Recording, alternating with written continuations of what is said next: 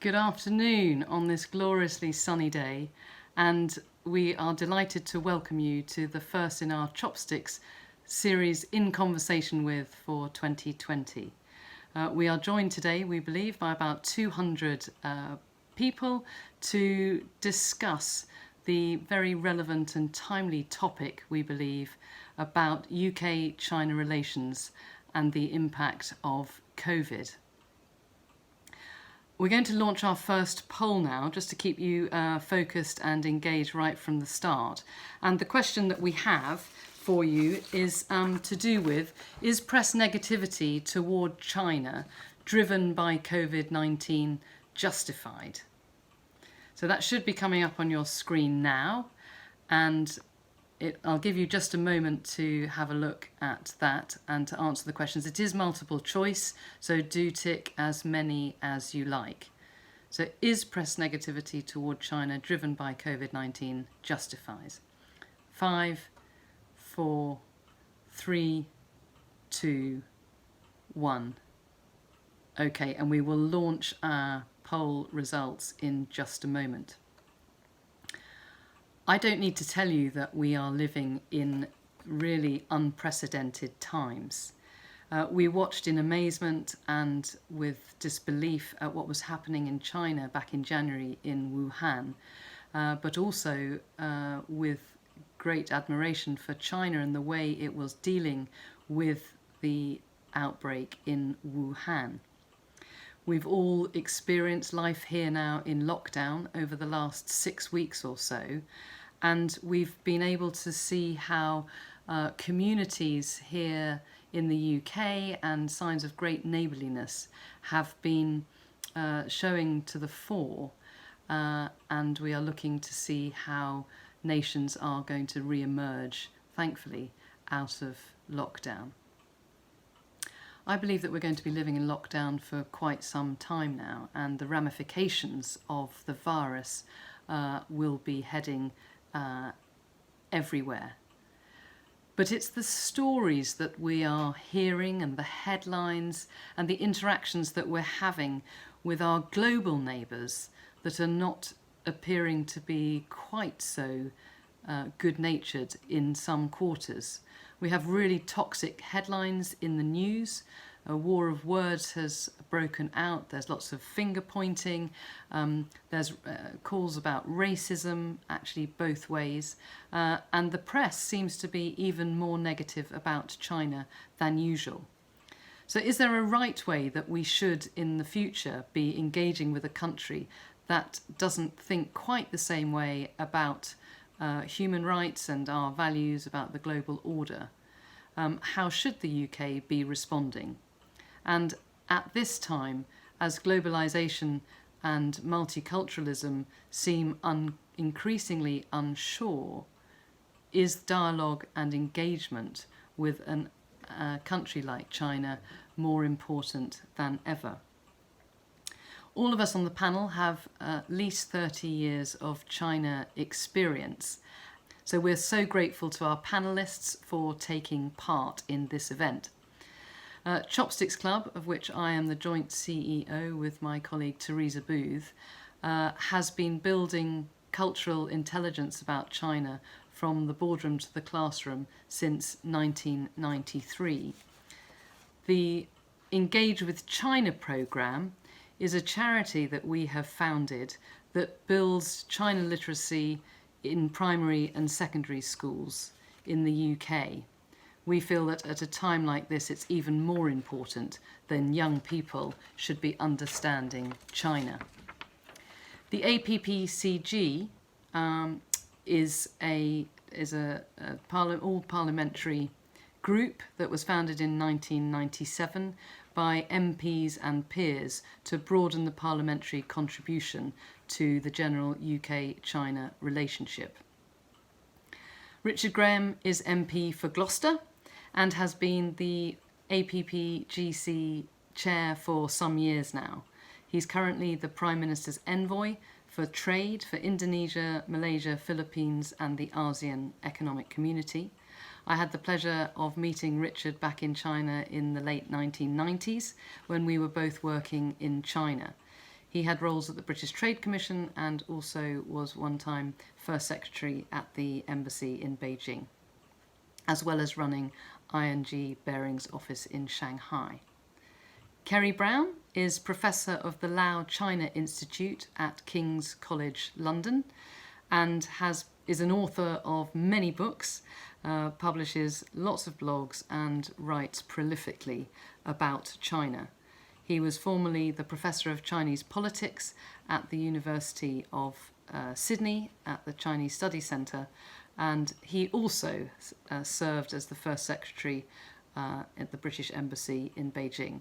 I'm also delighted to say that Kerry is an ambassador of Engage with China. We would be really grateful if you would consider making a donation to Engage with China. The charity needs funding to ensure that its work reaches the most number of people, and we do believe that in terms of China's rise, our young people will be impacted in many areas, including geopolitics, global economics and the environment, and we need to build skills in young people relevant for the 21st century. Going by Chatham House rules, so anything goes. We love freedom of speech, and all opinions, I think, are probably our own. So I'm going to invite the speakers to speak in turn. Each will have about 8 to 10 minutes to speak about the context as they see it and to share their insights. They've already done a few of these webinars, and if they overrun, as I think I have, so apologies for that, I will sound this little bell. Don't know if you can hear that, just to draw people to order, and we hope to be speaking and opening the floor to you at 5:30. So we'll have about 20 minutes now of Richard and Kerry, and then open up to the floor. So Richard, if I may open up to you, and welcome to take the floor. Thank you.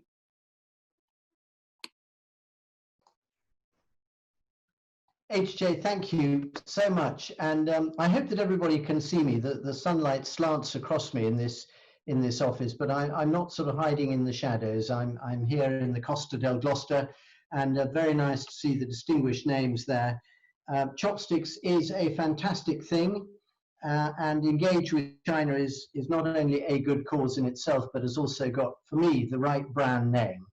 Because I think what we should be all about now is a country that engages even more deeply with China than we have been, and I'll try and explain why. Let me just say, before kicking off, I was very impressed by the technology that Chopsticks managed to put together. I'd like to think that the all-party group was involved in it, but I'm not sure. Cameron Hunter will tell me later. For your survey. And the interesting thing with the survey was that I actually thought that all the questions were probably right, i.e. it's true there's been a lack of transparency over COVID-19, particularly at the beginning. It's true that most governments, if not all, would have struggled with dealing with it.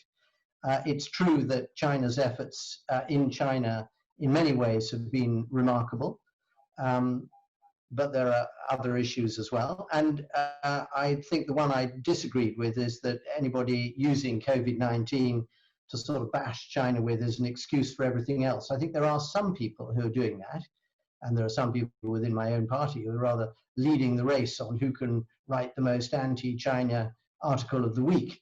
But that's a small group of people within a big party, and that's a small element of society, let alone those who are really ruminating about what global Britain should mean and what the strategy should be.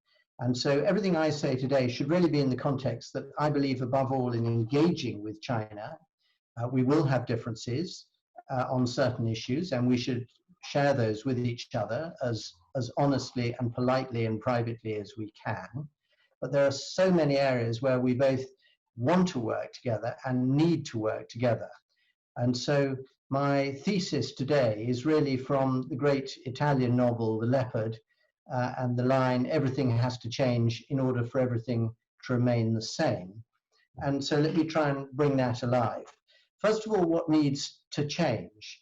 I think that COVID-19 has highlighted the fact that once there's a pandemic around, this is a very small world. No country is going to be immune unless possibly you're a very small island state that can immediately prevent anybody else from coming in. But for all the rest of the nations of the world, we're all wrestling with similar-ish problems on different scales in different ways, whatever our country is. So it's a small world, and that means we need to have greater communication and engagement, precisely to spot some of these risks as early as possible. Now, within that, the identification of what the risk is, where the pandemic is coming from, and so on, that is a very sensitive business. And I do think that there needs to be discussion about the phrase from Dr. Li Wenliang in Wuhan, who sadly died of COVID-19, that, quote, there needs to be more than one voice, unquote. And this is where allowing the medical experts, the scientific experts around the world to get together, possibly brought together by the WHO or a sort of a non-national body, so that there isn't so much finger pointing as identifying a problem. I think that is going to be one of the lessons that comes out of this, that I hope the medical world will be able to lead on. The second thing is widening it from a pandemic to global issues in general, whether it's climate change, whether it's the demand on resources, all the issues that are broadly in the environmental sector. That conversation cannot be had on a global level without the key involvement, participation, and genuine commitment of the People's Republic of China. So they are crucial to that discussion, and we need to be able to exchange views with them on all aspects of it if we're going to make real global progress. The next point, I guess, of it is, and wearing my hat as a member of the Joint Committee in Parliament for the National Security Strategy, is that our first investigation is inevitably going to be about pandemic and the planning for that. What sort of strategy does Britain need to be able to have? Does that involve, for example, greater manufacturing capacity so we're not so dependent on imported PPE?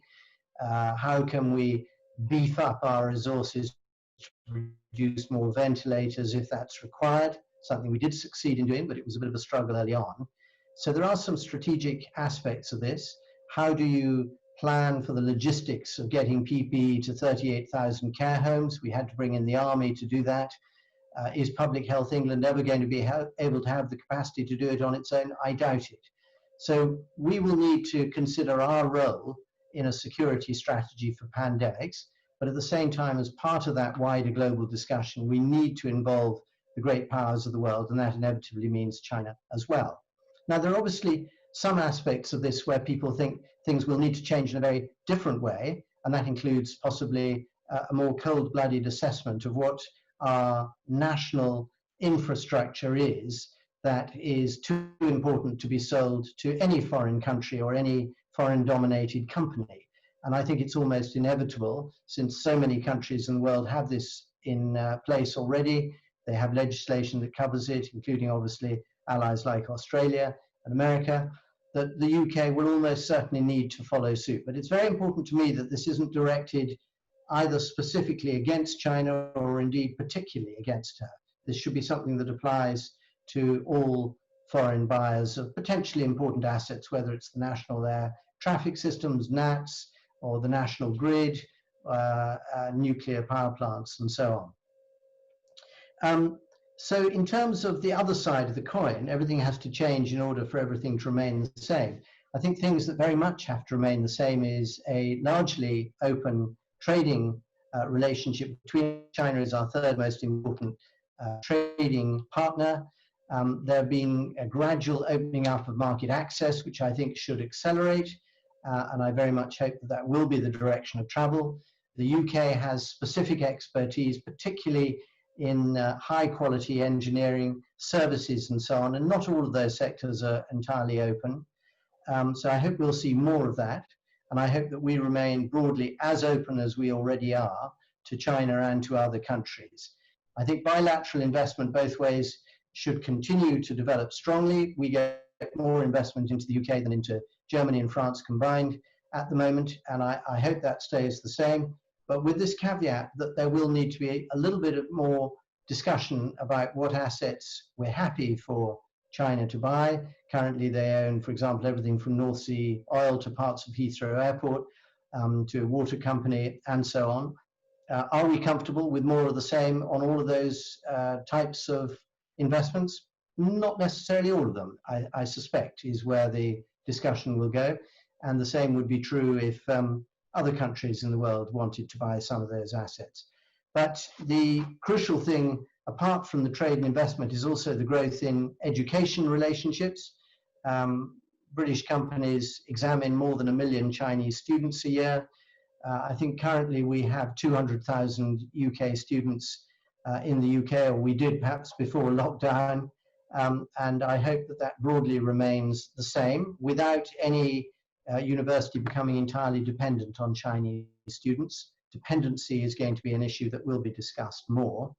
And of course, we also have around 400,000 tourists, which could very easily grow to be anywhere between 500,000 and 1 million, depending on when full international travel is available and how welcoming, effectively, UK tourism is to Chinese tourists. I think there are huge opportunities. The success of our culture, whether it's Sherlock, Joey the Warhorse, Downton Abbey, whatever, I think shows how popular a lot of UK heritage and culture is to China. And it's not just about the past either. Adele's songs were as popular in China as they were over here, for example. So I hope that that cultural partnership and engagement remains very strong. And I hope the people-to-people links grow hugely, because while it's very easy to paint a picture of sort of capitalist Britain and communist China, monarchy here, president for life in China, and what are the huge differences between our systems and values, at a human person-to-person level, all of us who've lived and worked in China have got great experience of the generosity of the human spirit, wherever it is in the world, and China is by no means an exception.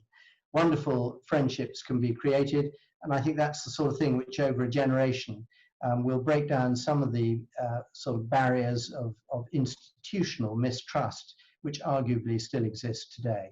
So to try and wrap this up, we are going to go through a difficult phase, those of us who believe in engagement with China. It's not going to be popular. There will be parts of the press who know that in the wake of COVID-19, China bashing, using China as a scapegoat for many of our problems and some of the world's ills, is a very popular, simple opportunity. And in my view, we should try and avoid that.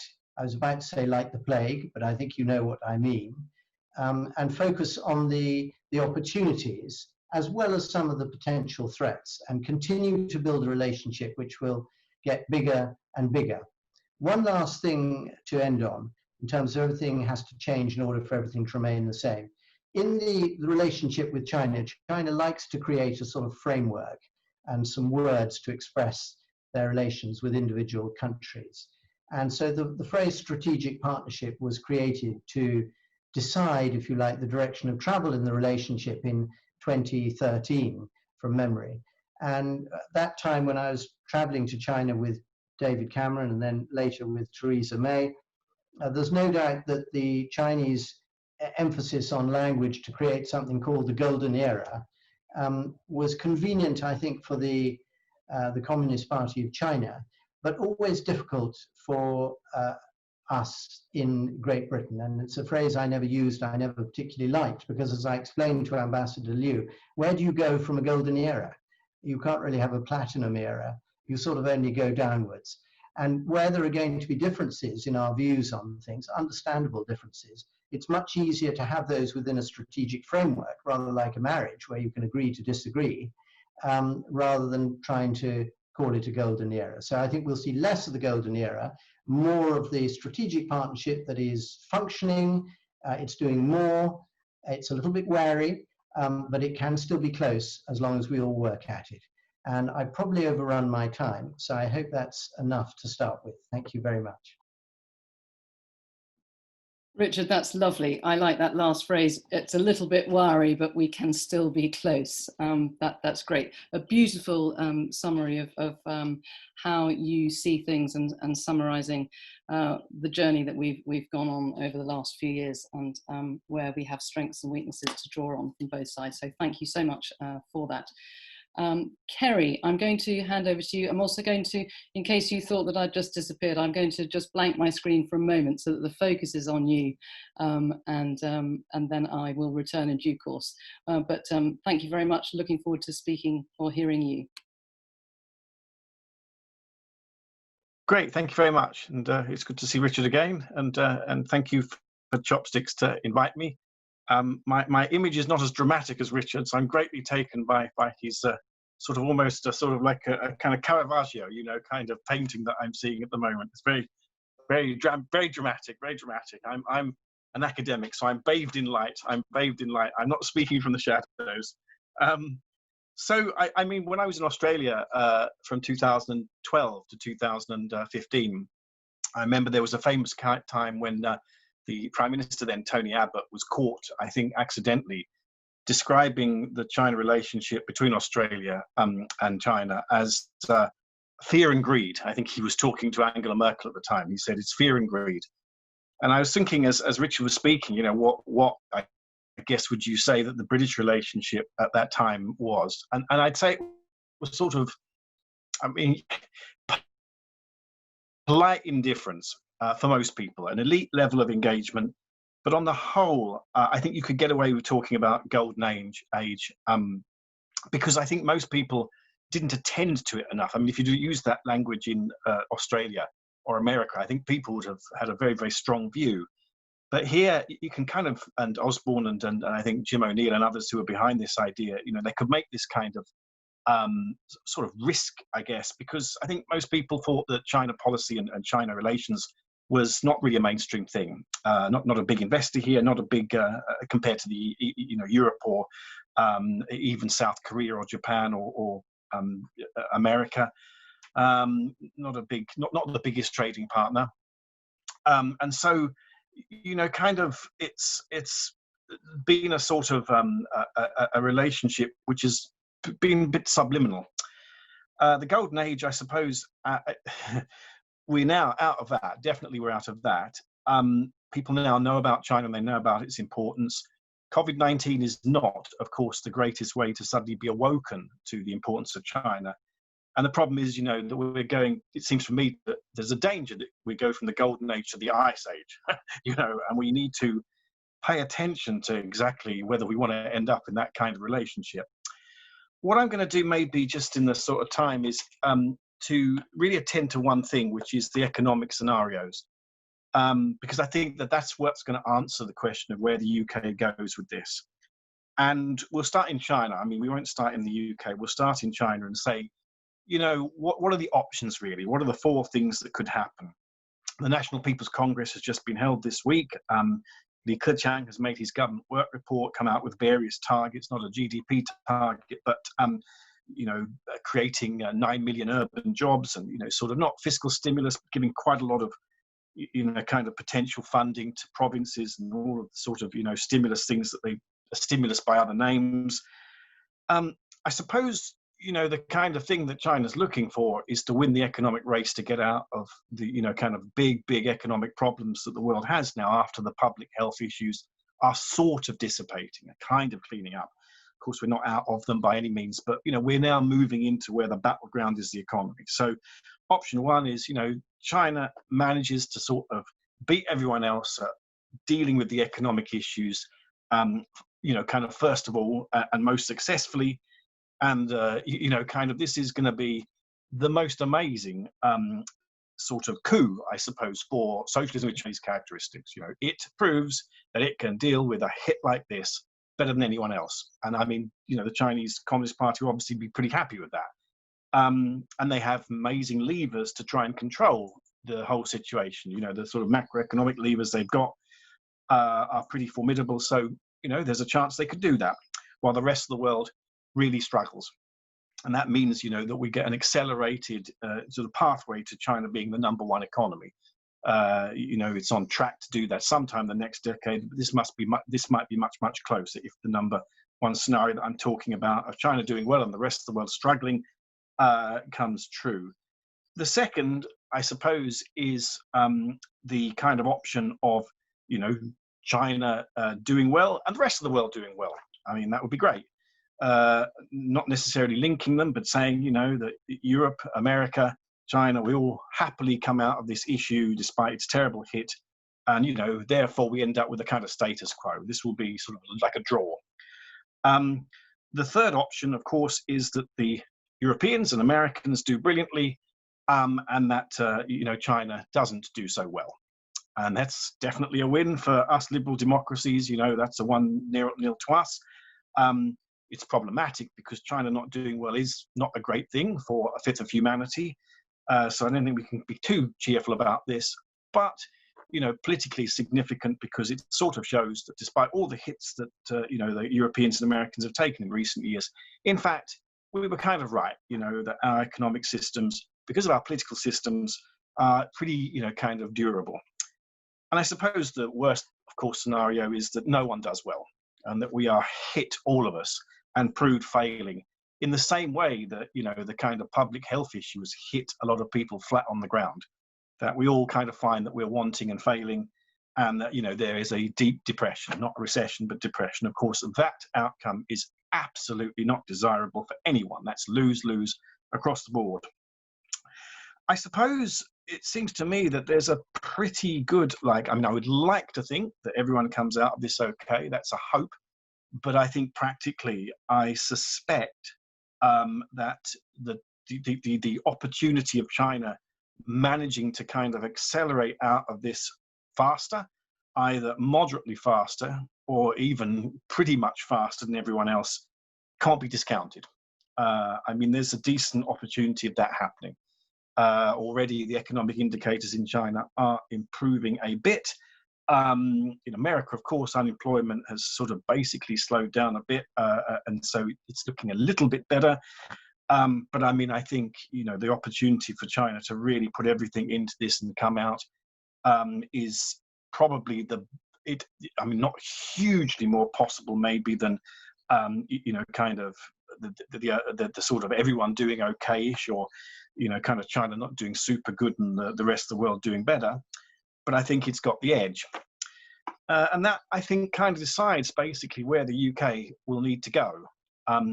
It has a tactical advantage, I suppose, in as much as it will have kind of recast its relations with Europe by then, one way or another. I mean, the early part of next year, depending on what sort of deal, if a deal is done, you know, with the rest of Europe as we leave the, you know, kind of customs union, all the rest of it. I mean, so the UK has a sort of incentive to really sort of engage with this economic opportunity with China if China is doing better.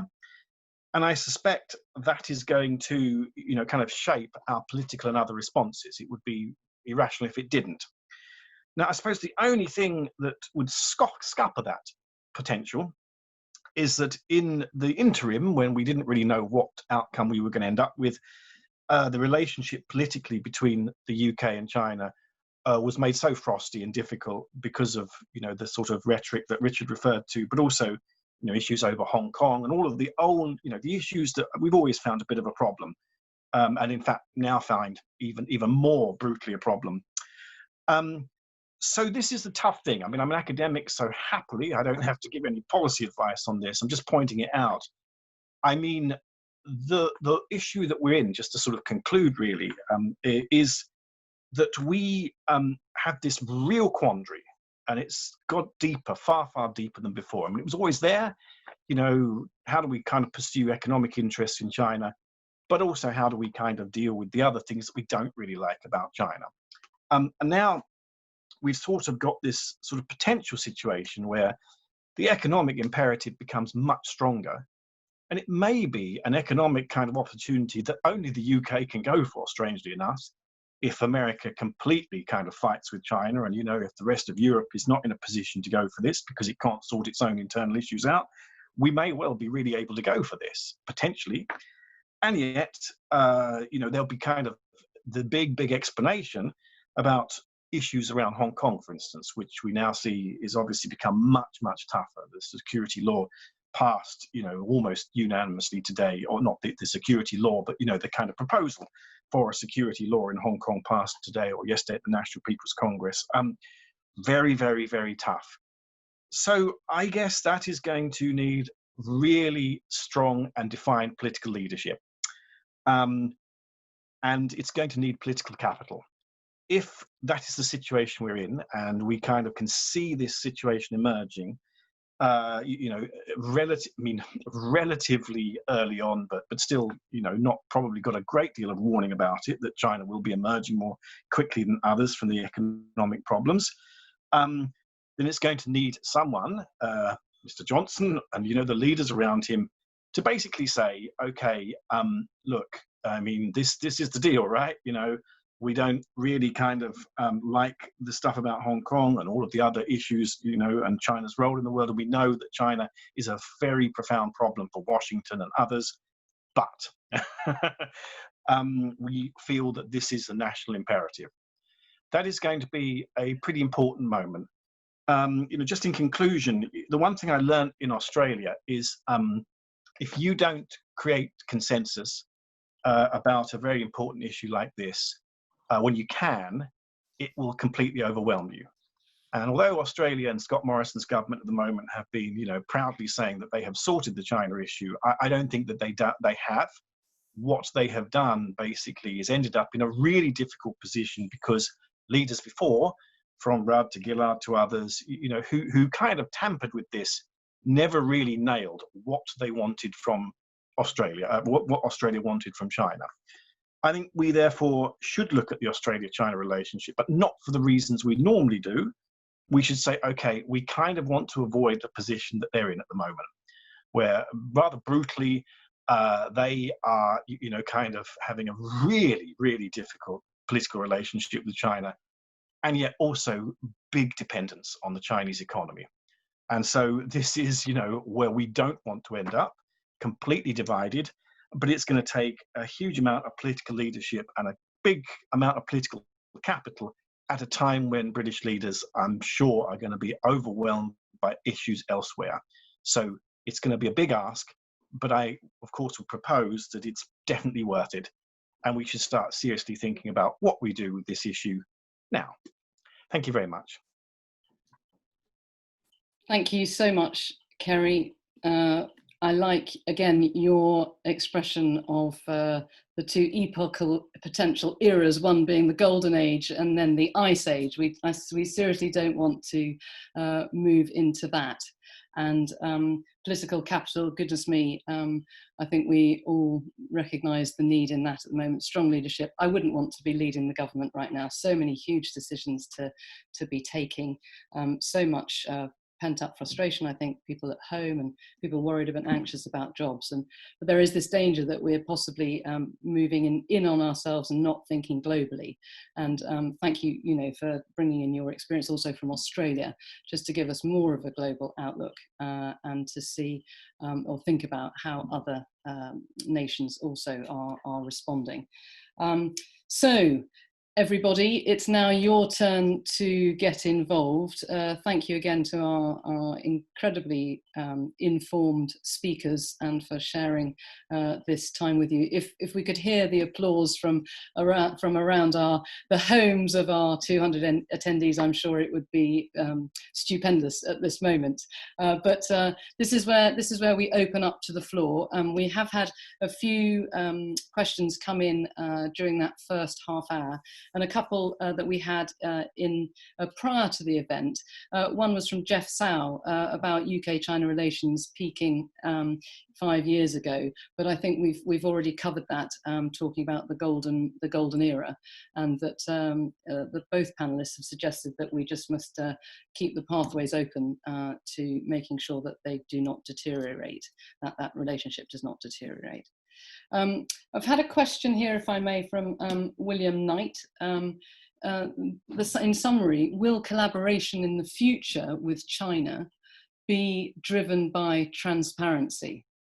Now, we've all maybe been subject to or fallen prey to fake news what is truth. And there's a lot in the BBC at the moment about perhaps lots of fake Twitter and Facebook's other social media accounts having been created to push China's stance and to finger point. But transparency, I think, is pretty key. But let's push that out back to our panelists, please. Richard, can I start with you? Hi, yes. HN and Kerry, thanks for that. I like the, Kerry's very good at being didactic. You know, it's the golden age or the ice age. He knows by nature I'm much more a sort of on the one hand, on the other type person. So I see a sort of silver age as the sort of more likely thing. It's a not dissimilar color, but a very different feel to ice age. I think the transparency question from William is interesting. I mean, there are lots of, he may be coming from lots of different angles. I think one of the things that many investors or even directors of Chinese companies, for example, in the Channel Islands have had experience of is problems over transparency of Chinese corporates. And it's an interesting thing. During the Huawei debate of several years ago, I remember recommending to the head of Huawei for Europe that the best way to get over the transparency issue would actually be to have a listed company called Huawei International, which would then have the assets in the UK and anywhere else in the world that was outside China. And that would have its own transparency, a proper board of directors and all the rest of it. And it would help them hugely get over this argument as to whether they're a private company, a cooperative, which is the sort of Huawei view, or whether actually it's part of the Chinese communist state. And he said that that would be impossible. And I was rather regretted that, because it seemed to me that that is the best way forward, to adopt at a corporate level the same levels of transparency that we expect in the West. We know that there are companies in the West who fall down, and we expect that there would be companies from China who would do the same. But to have that sort of level playing field of expectation, I think would be a really positive thing. William, I think the reality, though, to answer the question in terms of will transparency drive the relationship, I think there's quite a good article just come up in The Spectator, which speculates that the British government is prepared to take economic pain to reduce dependence on China, and highlighting, you know, firstly, an aim to move away from reliance on Chinese imports. Secondly, a sort of foreign takeovers type law, which I alluded to earlier, which shouldn't be uniquely about China at all, should be much wider. And then thirdly, a sort of an attempt to try and reduce our dependence on Chinese cash to plug gaps, rather sort of vague idea. And you can see in that there is the beginning of a sort of strategic tilt, if you like. I think I'd probably call it a tactical tilt. I don't think the West, as a general rule, and Britain in particular, is sort of terribly good at bilateral strategy. And in the sense, you know, the advantage of the flexibility of our system is that if things go wrong, if the government's is found by the people to be inadequate in whatever ways, it changes the government.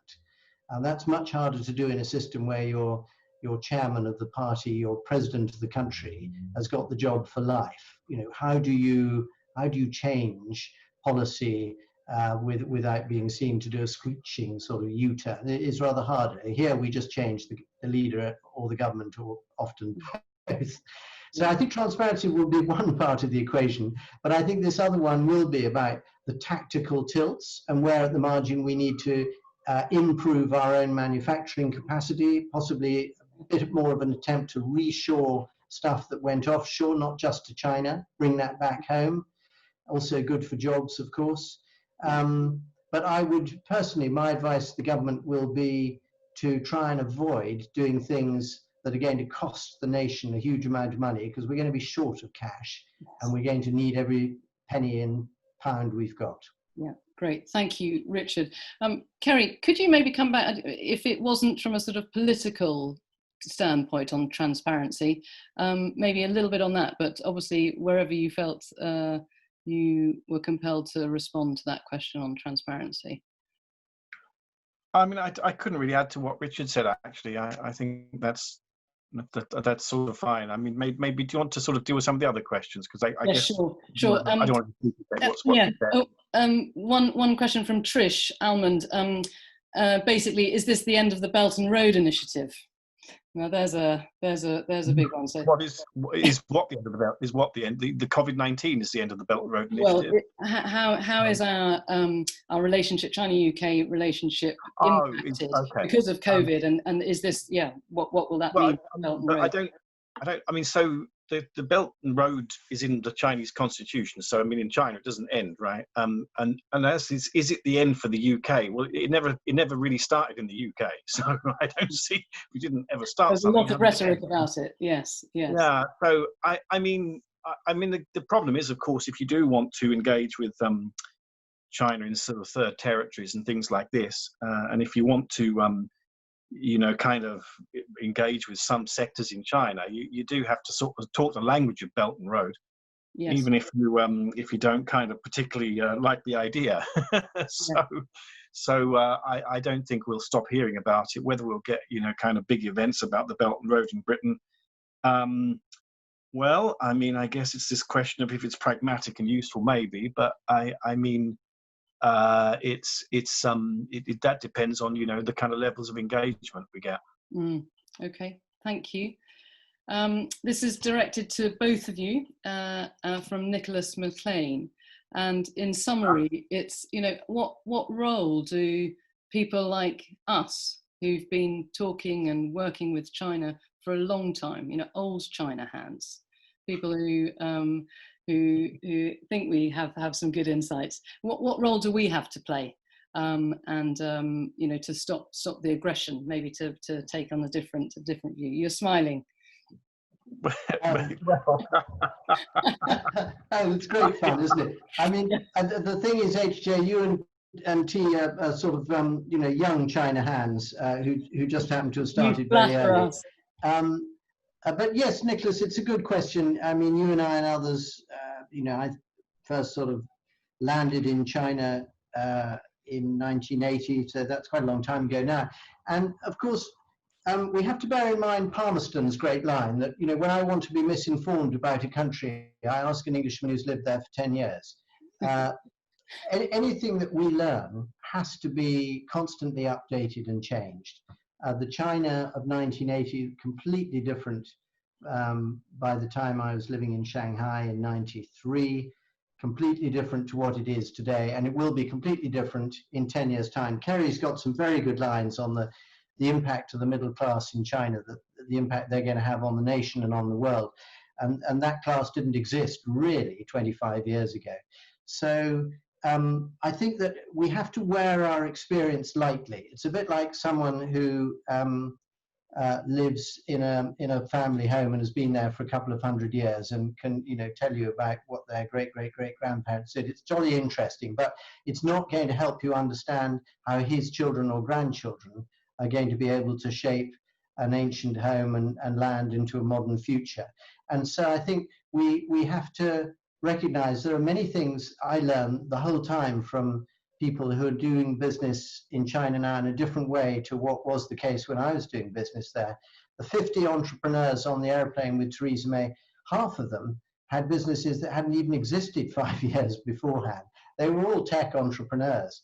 And most of what they were doing was largely, to me, a complete mystery. But I could understand the benefits, even if I couldn't understand the products and the software. And so I think that's what we have to do. Where our experience is most useful is in the cultural DNA, because I think the cultural DNA of nations changes very slowly. And I think the fundamental nationalist characteristics of the Chinese and of China as a nation, I think that whatever shape or form a future government takes, I think that will be a crucial element of it. And we have to understand that and recognize it, just as they have to recognize that the thing with the Brits is that, if you push us into a corner on an issue, we will become stubborn and we will discover new resilience and a sort of blitz spirit and whatever it is, and we will knuckle down, even if we look completely unmanageable and ungovernable most of the time normally. So we have to understand each other's DNA, and I think they spend more effort doing it about us than we do about them. Yeah, I certainly agree with that. Kerry, anything to add? No, no, the British spirit, that reminds me of that Peter Cook line, isn't it? You know, we've learnt from our mistakes and we're just going to make them better and better. Nice one. But with China, I guess we need to be kind of, I mean, it's strange how, you know, not very often, you know, one looks back at the sort of assumptions that were made, you know, before. And I think there's an Australian, Roger Irving, who wrote this book about China's futures, where he looked at, you know, kind of predictions about China. And, you know, in 1977, I think, before the, you know, kind of reform started, just after the fall of the Gang of Four, you know, kind of no one really saw what was about to happen. And it's always been a bit haunting. You know, I think Stephen Fitzgerald, actually, oddly, who was an academic who was then Australian ambassador in Beijing, was the only really one that kind of thought, well, look, this is maybe going to go along the path that, you know, kind of Japan went along. Maybe, you know, they'll build their economy up. And he was the only one that really sort of did see it. But all economists writing then in Europe didn't see it. And so I suppose it's interesting to sit now and think, okay, what's the big thing that we're not maybe seeing? You know, kind of the sort of economics. I think we sort of have a predictive machine, you know, a predictive capacity, but I guess not particularly good, but, you know, a little bit of an idea. But I think there's areas about political change in China where the assumption is it's got to go, you know, at some point along a raw, pluralistic sort of, you know, broadly democratic trajectory. But I mean, I think there's other options it could go along that would be a political reform, but maybe not quite what we've ever seen before, like it's done with its economic models. So I suspect the next 10 years is going to be more political than we think, but not, you know, kind of wholly, so not benign, I guess, but not unbenign too. I think China will be coming up with something quite hybrid. And that's probably what we don't think about enough at the moment, because we've given up probably thinking and expecting it. Great, thank you. It's amazing how time flies when you're having fun, as they say. So we've got 10 minutes left, and so we'll try and race through, if we can, as many questions. This one from Vincent Nee. How should London navigate the tit-for-tat between Washington and Beijing? And how does this change the framework on UK-US relations? So there we're sort of bringing all the world's stage together in that. How about Kerry? Would you start on that one? Or why not? I was just wishing. Last in, first out, or first last. I was just wishing to borrow a bit of Richard's shadows there and just slink back in. I mean, so you have to remember that you know, the US and China are sort of continuing their trade talks. So, I mean, you know, at the political level, of course, they're shouting and yelling at each other. But I mean, at the sort of practical level, it's sort of, you know, not business as normal, but, you know, it sort of carries on. And we shouldn't take our eye off the fact that, you know, self-interest is not a crime sometimes. So, I mean, I'm sure that there's going to be areas, Huawei, I mean, for instance, that it's not going to be easy to do, or not even possible to do certain things with China because of the US. But I mean, there's a whole bunch of areas where we have to think for ourselves. We have to think of the structure of our economy. I think the priority in America is going to be job creation, and that's the priority here, and it's the priority in China. So basically, in a weird way, we speak the same language. Yeah. Now, job creation in the UK compared to job creation in America, compared to job creation in China, is different tactics maybe, but it's the same objective. And I guess we have to sort of really think, you know, about that issue of Chinese investment. To be honest, Chinese investment in the UK, you know, it's not that it creates a huge amount of work, you know, jobs at the moment. And I think that's the key thing. I think if you can demonstrate that investment creates jobs, it's going to be much more palatable. And America can't really say that that's a bad thing, right? So I suspect that's the area where we have traction. Yes, thank you. I suspect that sort of raises the question, doesn't it, that we're, in all of this, we all have to recognise that, you know, we're all fellow human beings and we've got similar aspirations. And as you rightly say, the way we do it, the tactics may just be different, and the cultural lens with which we manage and look at problems and solutions may be different. But we need to, focus also on how to get us out of this big hole that, you know, all nations are finding them in. Richard, anything else? Just a very quick thought, HJ. Vincent gave a very thoughtful talk to us in Parliament not that long ago, and so to give him some sort of just a little bit to add to what Kerry was saying. I mean, there is no doubt that the current level of tension in the US-China relationship, which inevitably reflects the elections in November, but more than that, is going to have a huge influence on the UK relationship.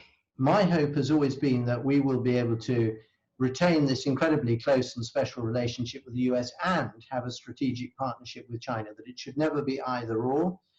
We will be closer on several issues to the US than to China, but we can do things with China as well. An example would be our investment in the Infrastructure Investment Bank. That will be harder in the short term, but I think it is incredibly important, and I think it will be part of our value added to America, actually, to keep this close relationship with China as well, and not allow the world, in my view, it would be a great mistake to allow the world to become separated into crudely a sort of pro-China and an anti-China division. I think that would be a great mistake, and so I hope that our current great leader will be able to forge a sort of practical relationship with China that in a way mirrors Mrs. Thatcher's relationship with Gorbachev. Thank you. Great. Nick Dutton says, essentially, well, I'll read it. It is more difficult to criticise China when the political and economic position or performance of the Western democracies has worsened in recent times. How does the West present itself now in a positive light to China and the rest of the world? I mean, some could argue that, you know, Western democracies aren't looking great themselves right now. So yeah, how does China seeing us, and do we how can we present ourselves more positively? Kerry, you're smiling. You're ready.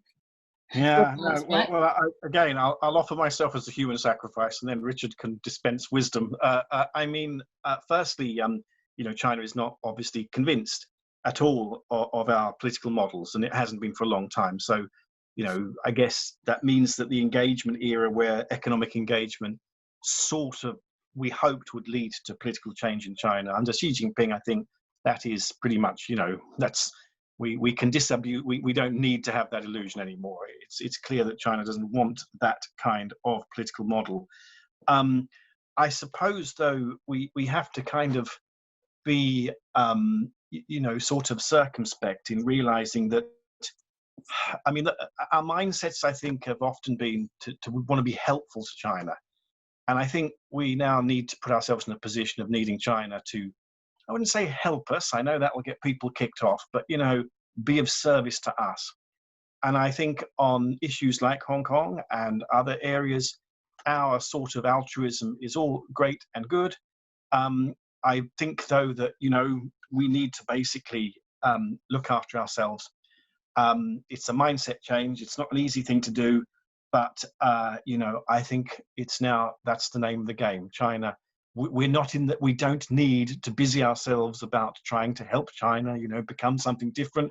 We just have to let it do what it needs to do, but we need to preserve what we have. And, you know, that seems to me kind of much more urgent. Can we have a really quick one-liner from you both, maybe just to almost wrap up? There's a question here that came in earlier, that although trust in China may be low, that's according to a 22nd of May British Foreign Policy Group research found that 83% of Britons now say they do not trust China to act responsibly in the world. Belief in the USA is also weakening. But if you were advising the Chinese government, what would you suggest they do to improve their image and fill any gaps on the global stage left open by the USA? Gosh, that's a huge question. I mean, Maybe that's our next series. I could happily advise the Chinese government on that. It's much easier to advise other people on their challenges than it is to advise yourself or your own country. You know, the first thing I would do would be to encourage their diplomats not to engage in sort of headline wars with major local newspapers, nations, governments. Hold your fire. It's difficult because they need to show that they're towing the party line to their chiefs in Beijing. But by and large, you choose your fights. And by the way, that goes for us as politicians as well. I mean, I do think that the reason why China is going to be unpopular with a generation younger than ours is because there are issues around the environment, around animals, around freedoms, around greater recognition of women's issues. There are a whole series of, if you like, the woke agenda on which China doesn't score very highly at the moment. And if you've been with me when I was with Jess Phillips in Beijing recently, I mean, it was almost a hilarious clash of different thoughts and ideas passing in the night. So Richard, there are some got problems. 1 minute. You've got 1 minute. There are some problems there. I must hand over to Kerry. Yes, Thanks. you would. Thank you. In a minute? Oh, I would tell them to bathe the Chopsticks group in love and help, and to be nice to Richard, and to be nice to me if they could, but be nice to you. That's lovely. And just to summarise, and thank you everyone for being involved. I'm sorry that we couldn't get through all those questions. Cultural DNA. Richard, you said that earlier, that it's really important that we understand a bit about how the other thinks. And China is very good at that, and all of their youngsters for 9 years study English.